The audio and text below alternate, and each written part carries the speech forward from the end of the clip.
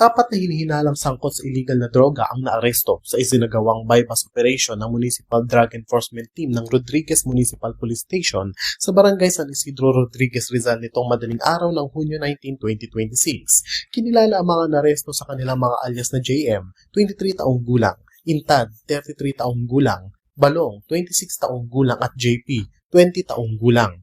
Ang dalawa sa kanila ay nakatalang high-value individuals habang ang dalawa naman ay street-level individuals sa drug watch list ng pulisya. Sa nasabing operasyon, nakumpiska ang 14 na pakete ng hinihinalang shabu na may kabuuang timbang na humigit kumulang 60 gramo at may tinatayang standard drug price na 408,000 pesos.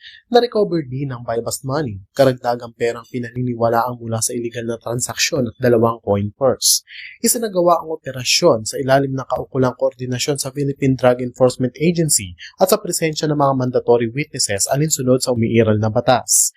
Matapos ang operasyon, agad na ipinaalam sa mga sospek ang kanilang mga karapatang konstitusyonal at isinilalim sa kaukulang medical at forensic examinations bago dinala sa custodial facility ng Rodriguez Municipal Police Station.